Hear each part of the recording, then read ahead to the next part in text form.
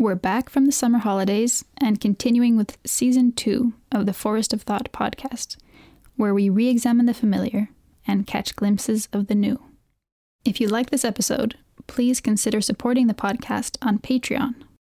You can learn more about that, as well as find all of our episodes and show notes by visiting the website forestofthought.com.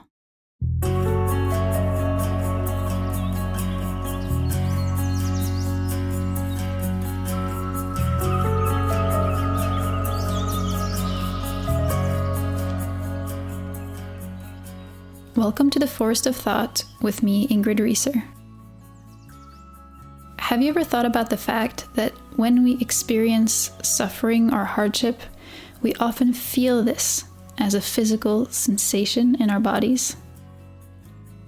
We might say that we feel heartbroken, or that an experience was gut-wrenching or bone-chilling.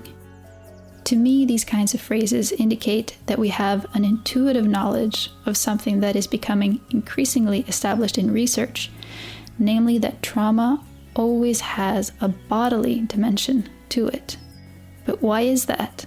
And what would it mean to take seriously the role that our bodies can play in healing trauma? With us to explore these issues is trauma consultant and author Gunilla Hamne. The traumatic reaction is a life-saving reaction, because evolutionary we had this reaction when there was a danger, when our brain perceives a danger. So we have to work from the body up to heal trauma, because the reaction is in the body. When the body can feel safe, because we need to find safety. But being traumatized is feeling unsafe. You need to feel safe in one way or another. And that seldom comes just from telling your story. You need to feel safe here in your whole system. Gunilla is an international trauma consultant and co-founder of the Peaceful Heart Network.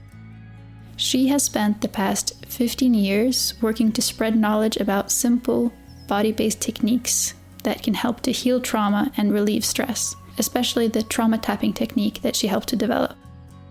She has worked all over the world with survivors of war and genocide, with victims of abuse and bullying, with refugees, and with care workers and first responders. Gunilla came to visit me on a windy day in September, and we sat drinking tea and talking in my living room. I was wondering if you could tell us a little bit about your journey to this work, and how it was that you came to work with relieving stress and healing trauma. Yeah, I mean, it's for me, it's the journey of my life, I could say. I mean, I was already very adult, over 40. I'd could say kind of a successful career as a journalist and producing nature films for the Swedish television during several years. Very good. Always got good feedback, and finding it meaningful in many ways. At the same time, not really comfortable. And then from the outside, I actually tried to persuade myself that, this is what you should do. You're doing it well. There is no problem. But inside myself, there was something that I felt as working as a journalist. I was observing what happens, and then you describe it. And in a way that didn't really satisfy me, in the way that I felt like, this is what I should do. It also gave me some time of anxiety, because this discomfort actually was roaming around inside me, I could say. So it was like saying, do something. Do something about your life. And I didn't know what. I could express it actually, that, there's something inside me that says that I should do something different, but I don't know what, which was not comfortable. And then I can say that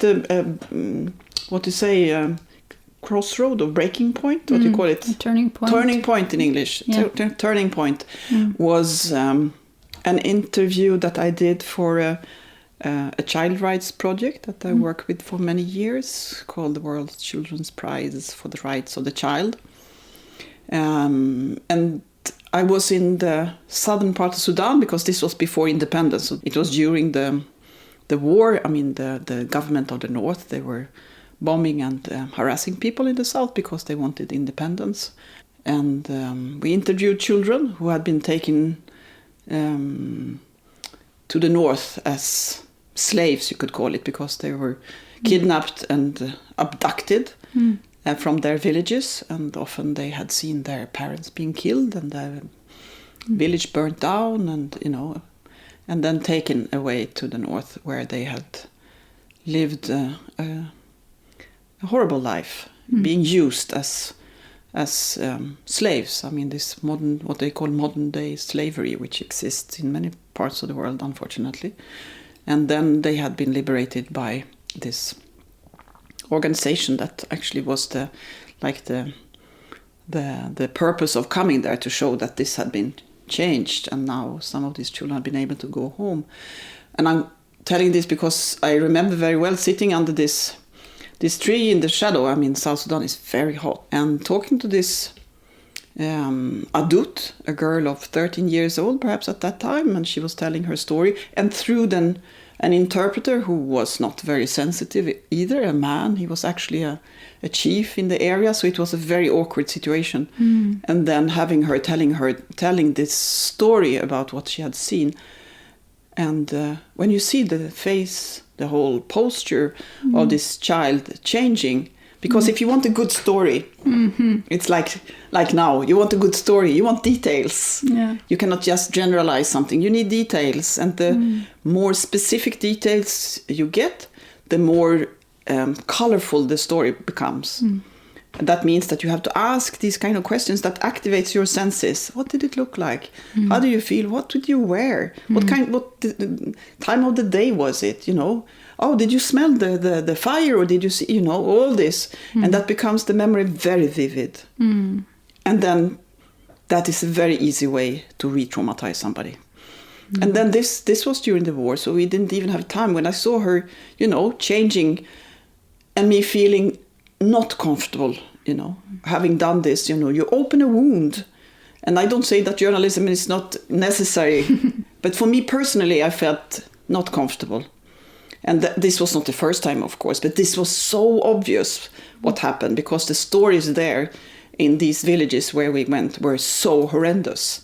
And especially, for these children, what they had seen and with their families. And so when sitting there, it is something in me starting, some kind of process that I have to look for something else, because I know this is very important to tell these stories, but I don't want to tell it, and and this person has to pay the price of having this open wound and going back and probably having nightmares and then going through this again, and you have no idea. Because the next moment you have to leave.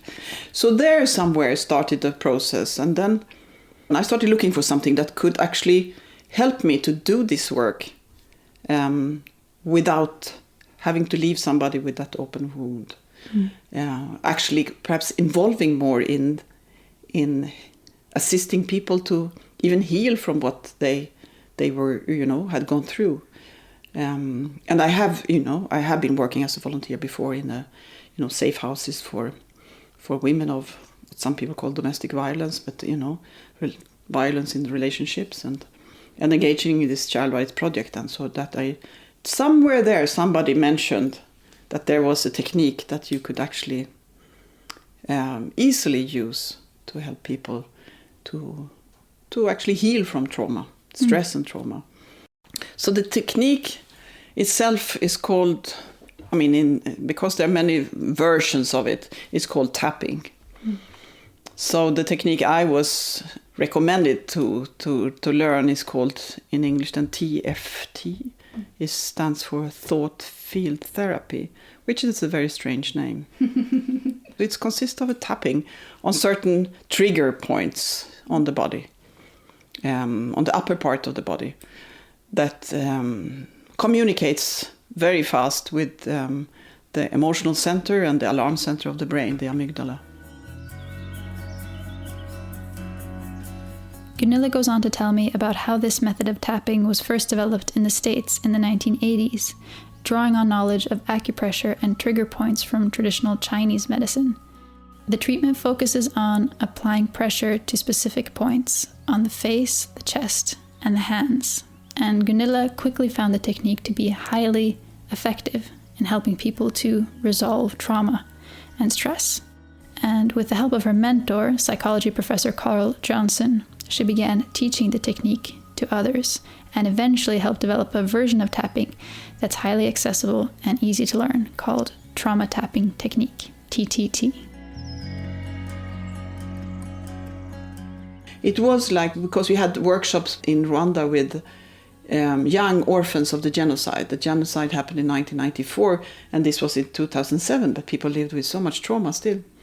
So, and one of those young guys who we trained this group of young people to learn this technique. And then when they had learned it, we asked them, is there any other person here in your village who needs this technique? And then they went round and asked, and then some said that yes.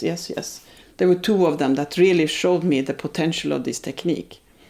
There was this young guy, Francois, and he was seen as the crazy guy of the village, because once in a while, quite often in the night, he would go out, run, scream, tear off his clothes, and behave as crazy, and the neighbors found him so annoying, So we came to his house, he shared it with two other young guys, one who had actually become blind from the trauma, and because all these symptoms, there's so many symptoms of trauma. Mm. And then this guy, Francois,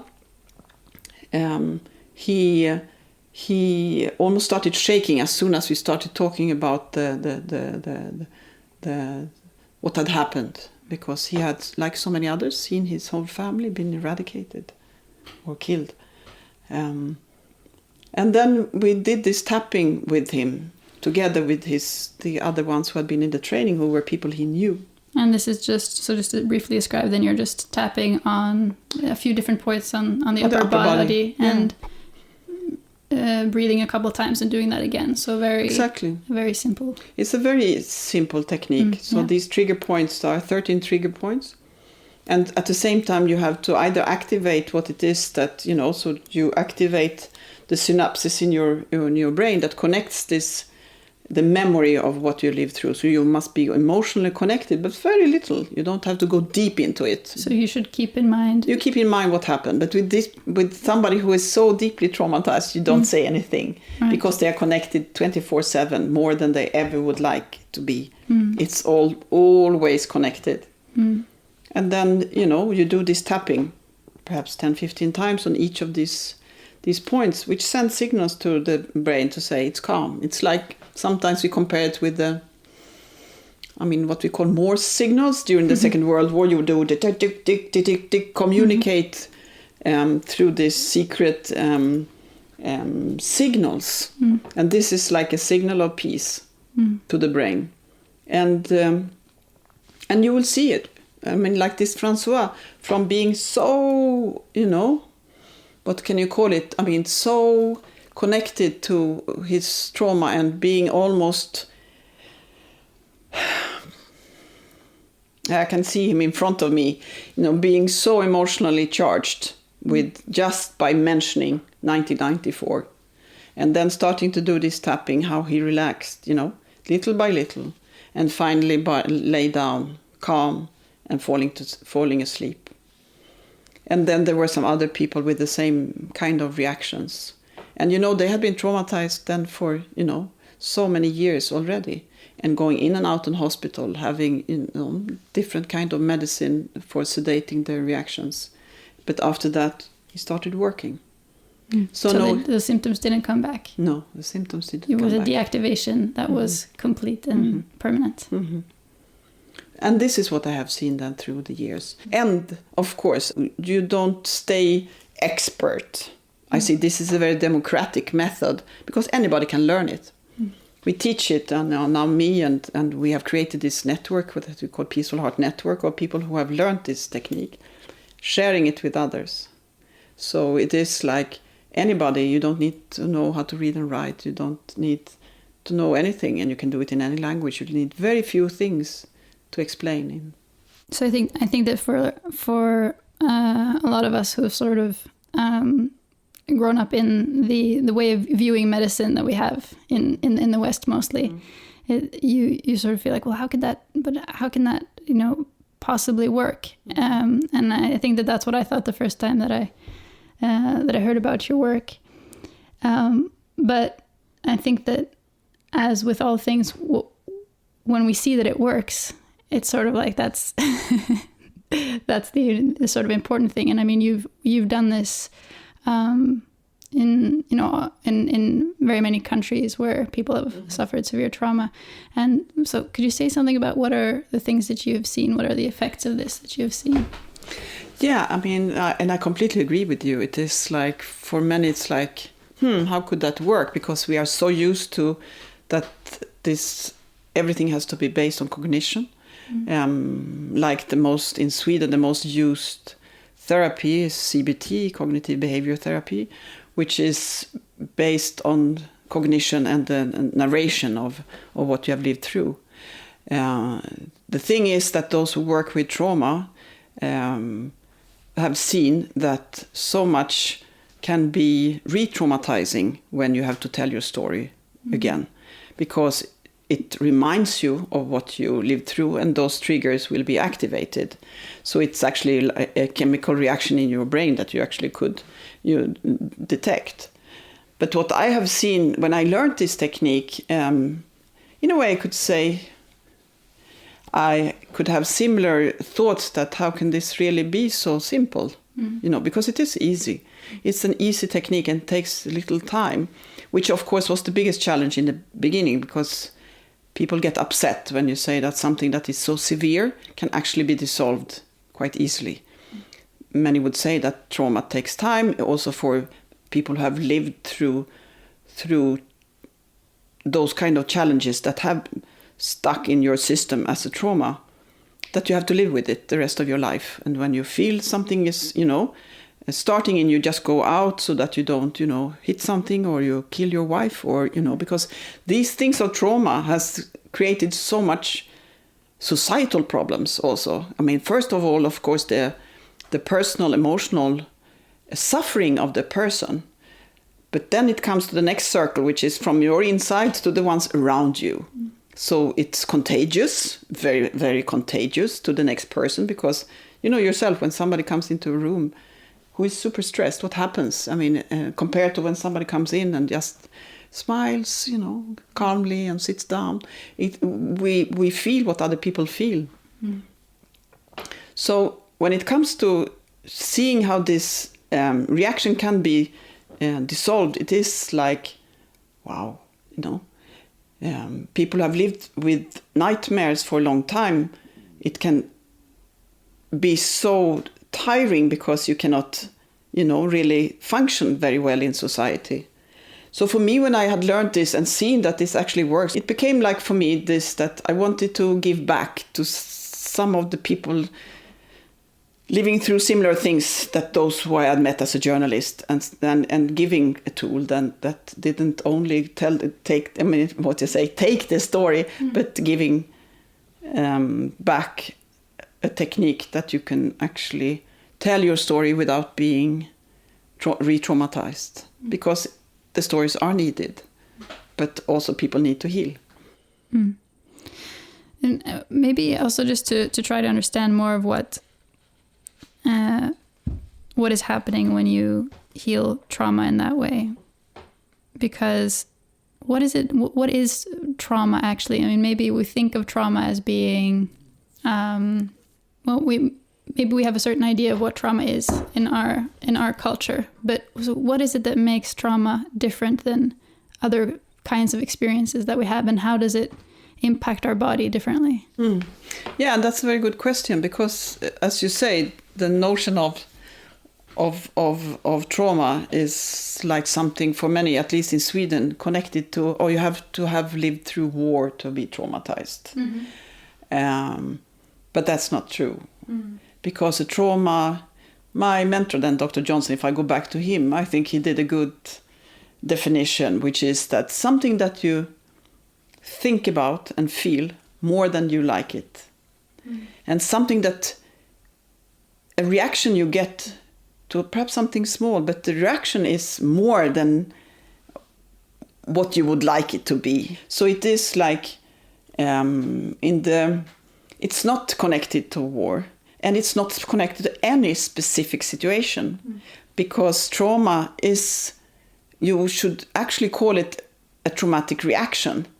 Because if you and I, we now go from here in a car and we have an accident, we will react completely different. One can become completely paralyzed. It's like your nervous system just closed down to freeze, and the other one can come into panic. Because it's all personal, it's all individual. So that's why you cannot call it a traumatic situation, actually. Of course, most people get traumatized in war, but not everybody. There you can see it depends on where you are in your life at that moment. What are your experiences from before? What is it that your body remembers from some other situation that might resemble to where you are now?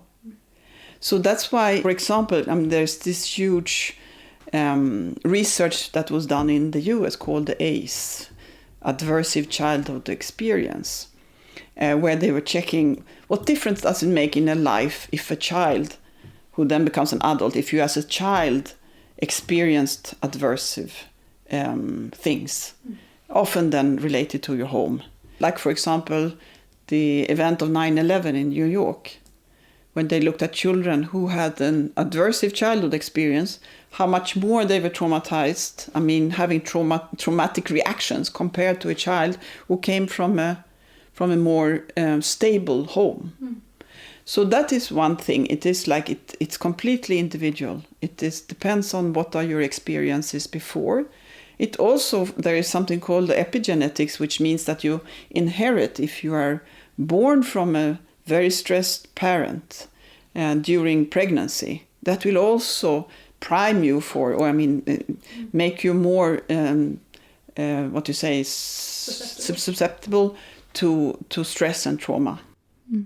So what is it that, when we're faced with a potentially sort of traumatic situation, what is it that then makes that situation become actually a trauma for our body? Could you just go through that? So you have these... Yeah, it is, first some people talk of some different conditions that have to be there. And one very important is that there is a feeling of inescapability, that you cannot get out of the situation. You're trapped in one way or another. And trapped can be, that you're feeling that you're losing all your money or your reputation, or being in a place where you don't get out, or in a situation in a relationship where you don't get out. Something that makes you feel like, I cannot get out of this.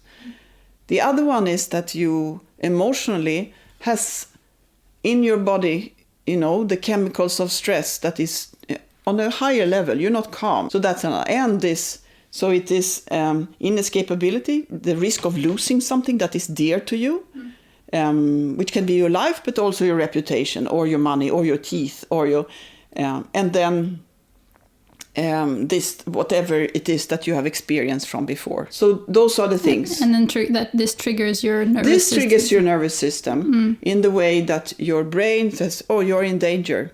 Sending out, signal substances, neurotransmitters that connects down mainly through this the biggest nerve, which is the 10th cranial nerve, that is called the vagus nerve, connecting your inner organs. Mainly that the first thing often that will happen is that your voice changes. Somebody who's nervous, the voice changes because this nerve goes through from your back of your brain through down.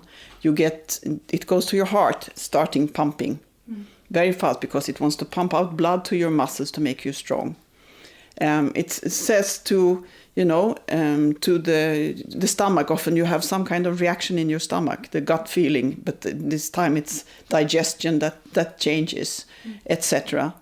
The sweating often comes because it gives you some warmth. Your vision becomes tunnel vision because you have to focus on the danger. Your brain says focus, don't bother about all those other things. Your cognition, actually you can see in an EEG that your part of your brain, which we call the frontal lobe, is disconnected because it takes too long time to think whether this is dangerous or not. So it's an emotional reaction that goes from your limbic system to your body. So all these things, and also the immune system, that's why many people who have stress for a long time or being traumatized are easily sick, because it should be a short-term reaction, but when it stays, it will affect the whole system. And so, and when we were talking before, you were saying how we have the body is then trying to decide whether to go into fight mode or flight mode, or freeze or flop. Freeze or and flop is when you're just sort of... Yeah, it's like, it's... Lie down. Yeah. Just disconnect completely. Mm-hmm. So it is like, and that is not something that we can decide which reaction we will have. It's the same with if you have certain people in an airplane that crashes. Some will just pass out, some will panic, and others will stay calm. And what happens in the body is that, the traumatic reaction is a life-saving reaction, because evolutionary, we had this reaction when there was a danger, when our brain perceives a danger. Yeah, because I've also heard that normally when things happen to us, even if they were unpleasant things, if we don't have a traumatic reaction, then those memories will sort of change over time. While if it sort of lodges in our body as a trauma, we have a traumatic reaction to it, then it stays unchanged, maybe for decades, and we can't process it somehow. It's still frozen in what we experienced then. Yeah, it becomes a completely different kind of memory. It can still change over the time, but this reaction will come when the stimuli that reminds you of that is activated. So it is, and sometimes also and often the traumatic memory will be stored in pieces. That's why in court, some will be very inconsistent in telling the story. It doesn't go together. And this is a way that the brain is saving you from, she shouldn't have that whole story full, because that's too much. At the same time, also dissociation, that sometimes your system will say, no, you cannot think about this. Like many people don't remember certain things. And then when you get calm, or, for example, using this technique, many get memories, like getting memories back, because then when you are in a calmer state, your system accepts memories in a different way, because now it's safe, because dissociation is a way that also, again, is a life-saving mechanism. And that's how you can see that it's all body-based. That's why if you really look at on the reaction of a trauma, it's easy to see how, of course, you should use the body to heal the mind. Because the reaction, when somebody has a panic attack, it's not the thought that is the challenging. It is what happens in your chest. You feel as if your heart is pumping so much that your chest is going to blow up. You feel you're going to die, not because of the thought, but because of the reaction in the body. Because all this reaction that the body has for saving you is preparing you to run or to fight. So all these things, they are there also when we just are stressed. But trauma is stress. It's just a higher version of stress. So it's the same kind of reactions that you see in the body. So that's why there is this other fantastic book written by a psychiatrist in the US called Bessel van der Kolk. And his book is called The Body Keeps the Score, because he's one of in the forefront of research showing that we have to work from the body up, bottom up, to heal trauma, because the reaction is in the body. When the body can feel safe, because we need to find safety. But being traumatized is feeling unsafe. You need to feel safe in one way or another. And that seldom comes just from telling your story. You need to feel safe here in your whole system, mainly that. And that's why after, again, the event and the disaster of 9/11, when they looked at what did people choose themselves to do after, the number one was massage, the number two was acupuncture. It was not psychotherapy, it was bodily things. Because they would feel that there is something, discomfort in my body. It's not in the mind. So the way that I've also come to understand it is that, if we have suffered something painful or something traumatic, the solution that we think that in our societies that the solution is that we need to sort of talk it through, to maybe change our perception of what happened. So if it's like you talked about, how people sometimes feel guilty for having survived something that their family did not survive, for example. And so, of course, it's easy to sort of tell yourself rationally, that's not my fault, and etc. And of course, sometimes that is enough. Changing our cognition and our thinking around something can change our bodily responses. But I guess the work that you're doing and that others are doing shows that, often we need to actually start from the body instead. And when we change something in the body, we actually also change our thoughts. And I think that people are quite accepting to the idea that, if we change our thoughts or our way of thinking about something, then our bodily reaction can change. If I decide that I don't need to be anxious about something, then I maybe don't get a pressure in my chest. But people haven't maybe caught on to the fact that, it's a two-way street, in the sense that if we change our body, then our mind will also change. But maybe that's also changing, and people are starting to realize, like this Bessel van der Kolk, who you mentioned, that by healing the body, we have a fast track to healing trauma in a way.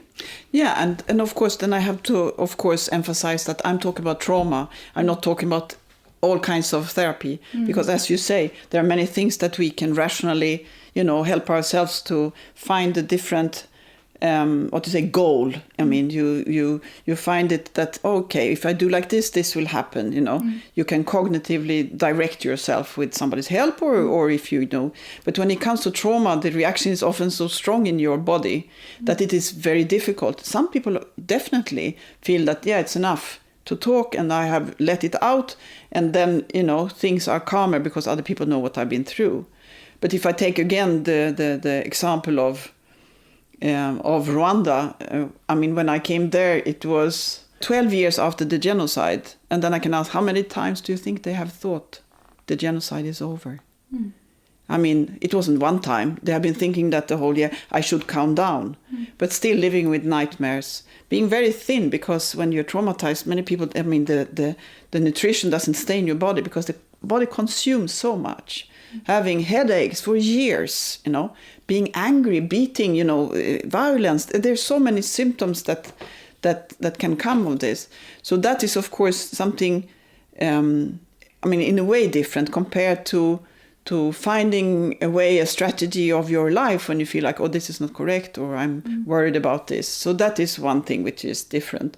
And yes, people I would say that it is today very different to work with these body-based techniques than when I started in 2007. Then I can say it was no, and I was scolded by psychologists for teaching people these techniques.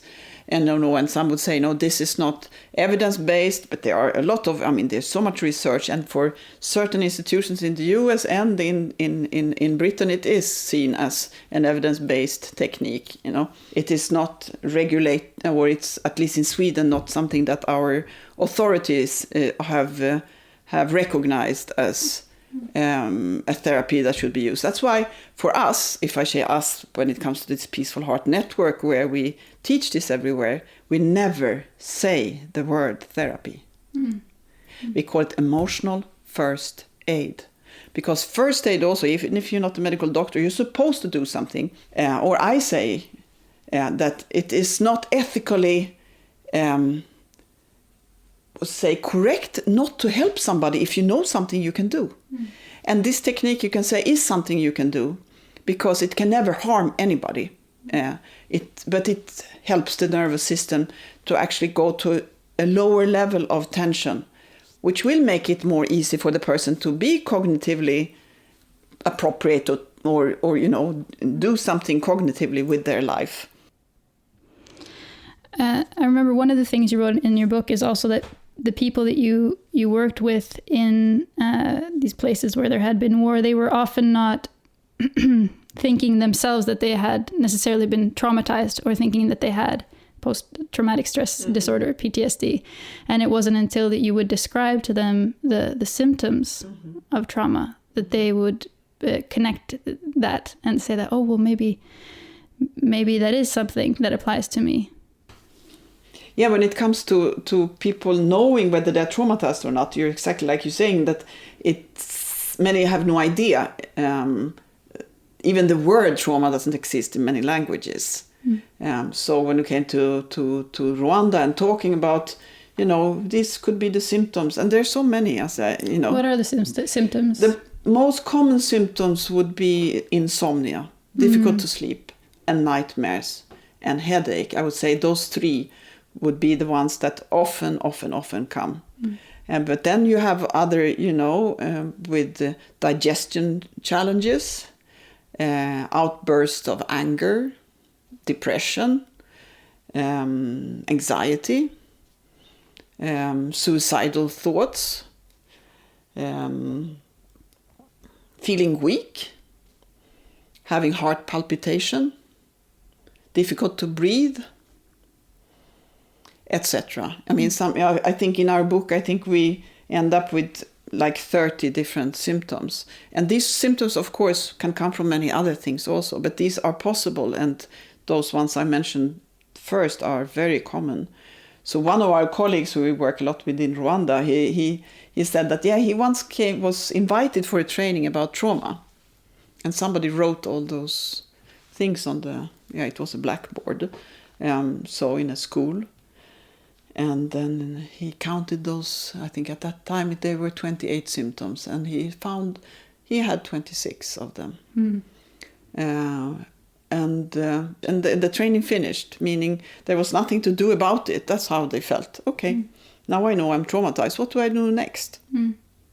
And I have also, in other trainings we have had, when writing those ones, somebody once said that, oh, you're writing about me. It's like, how could you know that I had all those things? So just that can be a revelation for many, to know that this is actually like call it a disease. It's something that you got from your living through these challenging things. It's not you. It's something that your body has reacted to what you lived through. And just that can be very relieving. In some societies, when you behave the way some behave, being traumatized, behaving like crazy, in quote, running around, screaming at night, and the neighbors hear you, can be very dangerous, because you can be seen as possessed by a demon, in certain traditions. So it can also be not only life-saving for you to live a better life, but also because some people don't like demons, and that's a reality in some parts where I've been working. So we say you can actually save lives, because people can get very scared from a traumatized person. Reading your book, there are these. You have, of course, lots of stories of. For the people there's people who see such dramatic improvements, of course, in their situation. So you have the story of Robert, who was one of the people in Rwanda, I think, I thought was very skeptical, but he said he participated because he thought that there would be some sort of payment at the end of the day for participating, and then the next morning he woke up and he noticed that he hadn't had any nightmares. Exactly. And so then he went back and he became one of your collaborators.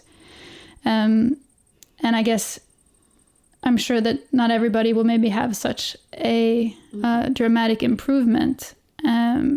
Maybe some people will just feel, have it as a method of relaxation, But do you feel that also, so for some people it has no impact on them at all, or do you feel that everybody is in some way?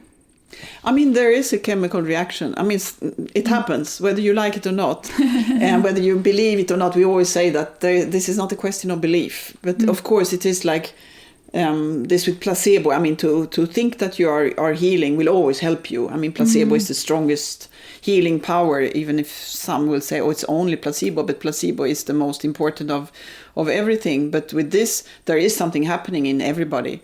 And just as you say, I mean, people perceive this very differently, and some will notice much less than others.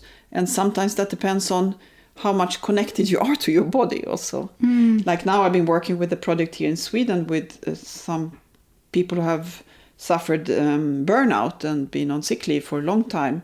Then one of the participants, she would be very, annoyed and say that, yeah, for everybody else this tapping works, but for me I don't feel any difference. And then we would say that just keep trying. And she actually did, or keep doing it as an exercise even though. And then I would say now, it was like after 1 month, she came and said that, wow, it works. It does work, and because what you can see is the change in the cortisol level, for example. There are research studies being done that the cortisol level decrease like between 27 and 41% after one round of this tapping. And there are other of these biomarkers that you can see. We have used blood pressure for some and pulse, just for having those that you can put numbers. Otherwise, many will say that the only way that you can measure internal suffering is through the traditional way, which is what is called SUD, subjective units of distress, that you yourself, you measure how strong is this discomfort from 0 to 10. And then you do it before and after. So that's what we use a lot. And then a lot of qualitative interviews, what changes, both physically, I mean, what happens in your body, but also when it comes to relationships, which also shows very often, and concentration. That was when you asked before about symptoms. One of the first thing is loss of focus and concentration, because your cognition is not online. And so for many, they see that suddenly they can, like another person said that, oh, this is the first time in 10 years I can read a book from, from first page to last and just continue without being completely, unfocused.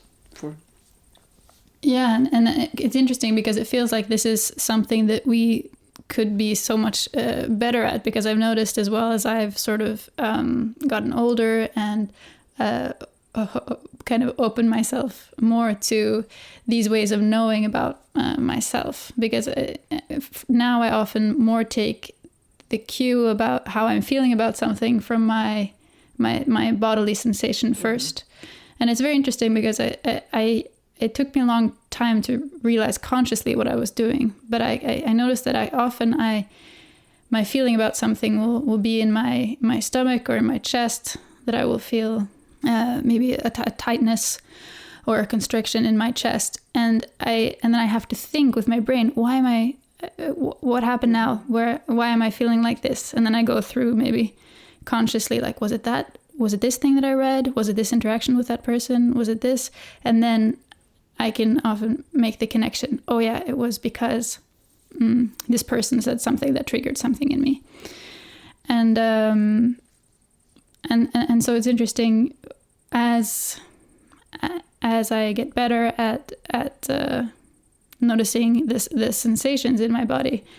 It becomes, everything becomes much easier. Relating becomes much easier. Understanding what I need to do in order to relax becomes much easier. And what was interesting was when I had also sort of this phase of anxiety that you described in the beginning, this anxiety about what do I really want to spend my time doing. I had a similar sort of crisis.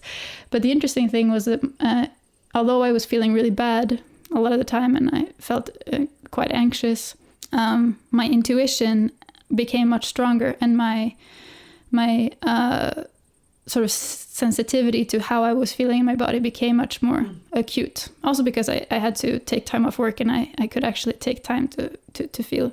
And so I could feel more clearly which kinds of things were giving me stress and which kinds of things were giving me relaxation. So I think this is very interesting. But I think, do you have some suggestions to how we can, get to know our bodies better? Because I guess also sometimes it's hard if people are very traumatized. I assume you almost can't go into those sensations of dread or too much because it's just too overwhelming. But maybe for most of us, we can also learn to go deeper into that. I don't know if you have some thoughts on that. Yeah, definitely. And I think that's what we are doing all the time. It is this to ask for somebody who is in distress, because as you say, everything starts with self-observation.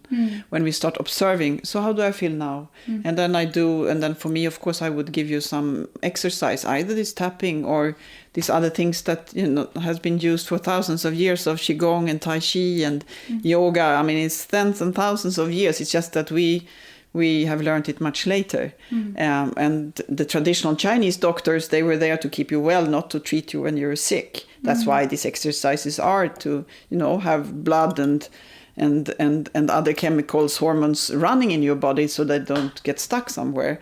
So it's exactly like you're saying, it is start observing yourself.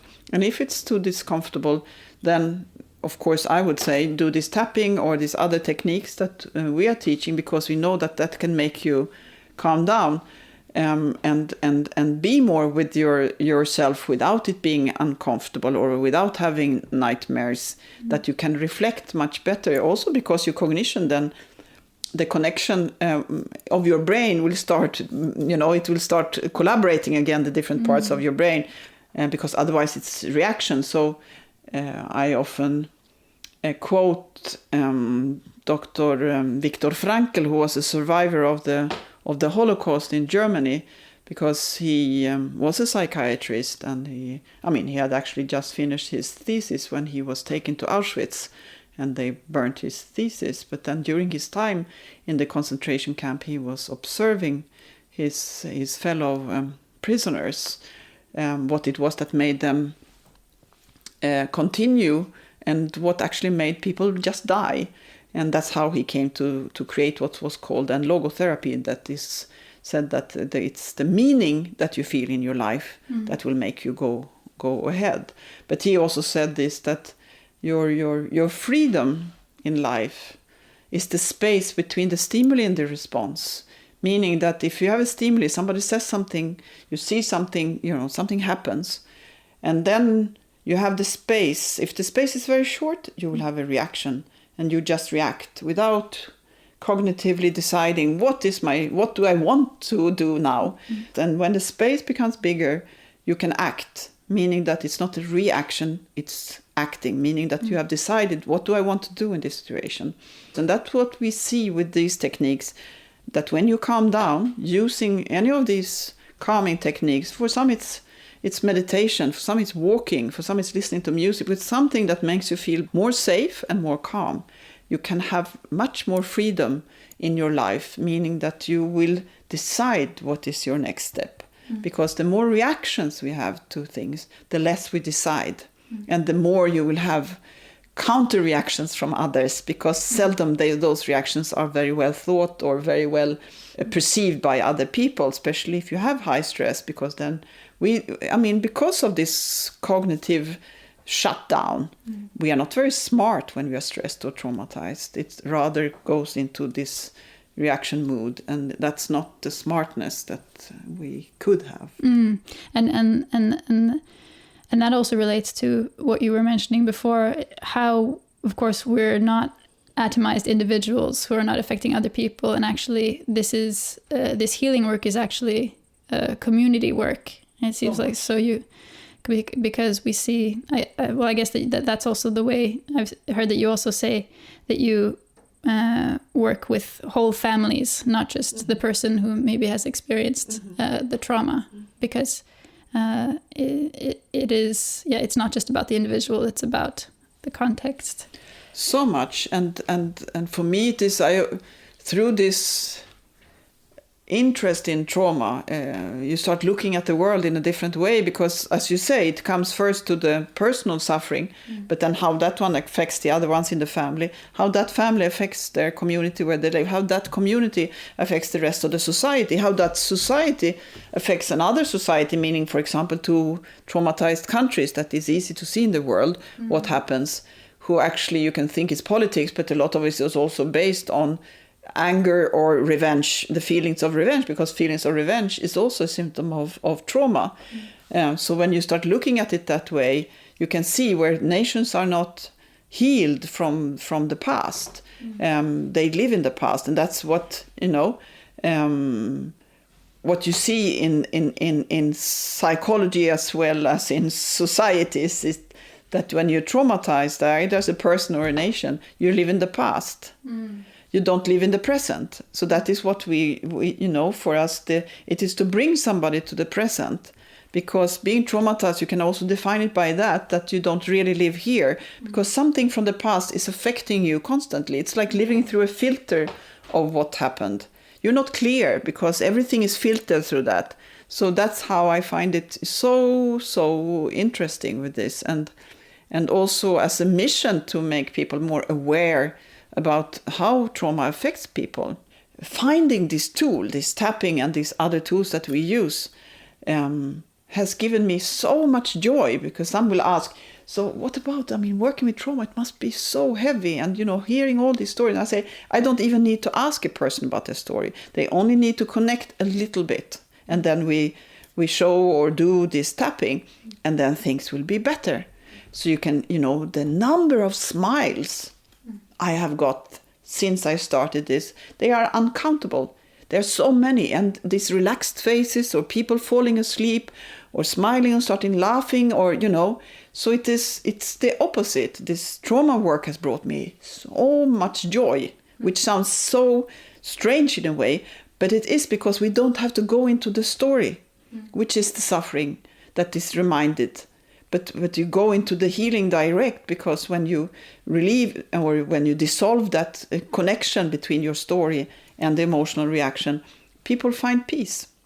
So that's why we call it Peaceful Heart Network, to ease suffering and prevent violence, because violence comes from trauma.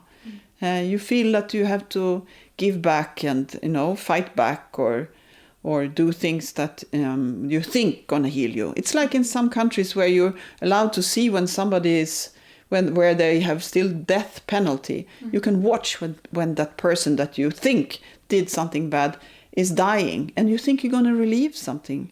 Is that so? I don't think so. And I can say a lot of those wise people I have met, since I worked mainly on the African continent. And where you have this expression of Ubuntu, which is a word that means I'm here because you are here. We live together. Or in Rwanda, they have this word turikumwe, which also means we are here because, and we need each other.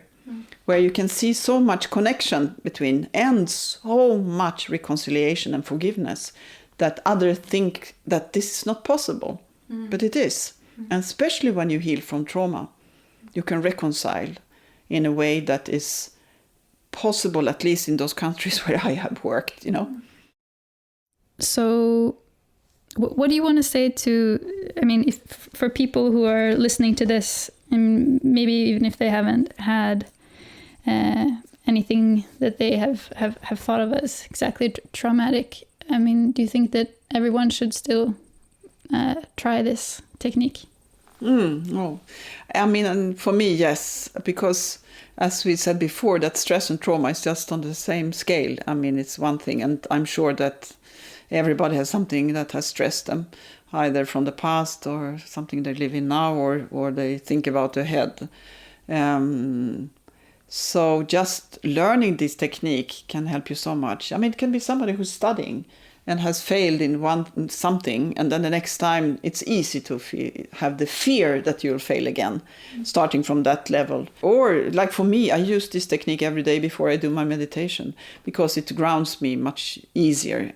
It brings me deeper in a short time, because our shortest instruction is think of whatever bothers you, ever so lightly. So you don't have to go diving into it. It's no flooding. Tap on these 13 points, as you said. Breathe twice and repeat. That's it. So it's 3 sentences. That's all you need to remember. So doing that and doing it regularly, because we often recommend people to do this morning and evening, it's like emotional health care. It's like brushing your teeth, washing your hands. And that's both preventively, but also if we already have some wound or so, we need to wash it. And it's the same with the tapping. You can do it preventively to keep your levels of stress hormones in your system low. But also, as soon as something happens, just to keep your nervous system in balance or in a way, clean it like you clean your teeth. You can say that if you do it in the morning, talking about dreams, perhaps you don't remember what you dreamt, or you just feel a bit uncomfortable in the morning. You don't know why. You do some tapping and then you can start your day off in a more balanced way. In the evening, perhaps you have gathered some things. Perhaps there was a lot of traffic on your way, you bring all these things with you. So to sleep well, you again calm and balance your nervous system in this way.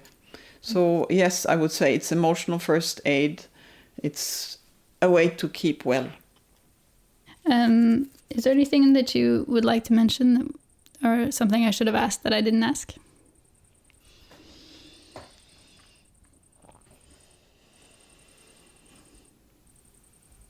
No, I cannot emphasize many times enough that using this technique brings so much joy. I think for me that is the most important. And we often, perhaps it can sound strange, but in our workshops with survivors of all different kinds, from bullying in school to war and genocide, we always finish by laughing. Because when people relieve that kind of stress, the relief is felt also again in the body, that it's difficult not to smile or laugh or, and so much meeting so many people who have been so tired and, waking up to the present. And that's a blessing. It's wow.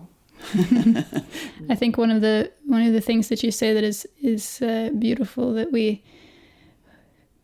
sometimes forget or we don't believe is that healing is possible. Mm-hmm. And also that we can often be the source of our own healing more than we think.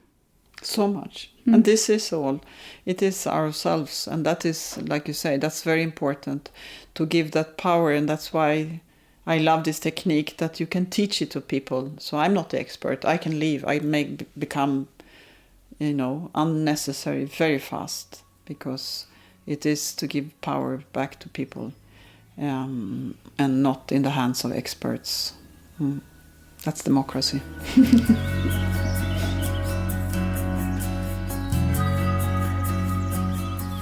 If you'd like to try tapping, you'll find a good video on our website, forestofthought.com, or Gunilla's website, selfhelpfortrauma.org. There's also more information on ways to regulate stress and heal trauma at Gunilla's other website, peacefulheart.se. Gunilla and her team have also very generously made their book Resolving Yesterday available for free as a PDF, and that's also at peacefulheart.se. If you find any of their resources useful, please consider supporting their work. You'll find links to all the things we talked about and more in the show notes and on our website, forestofthought.com. Our theme music is by Christian Holtzsten at stoneproduction.no. Thank you so much for listening, and I'll talk to you next time.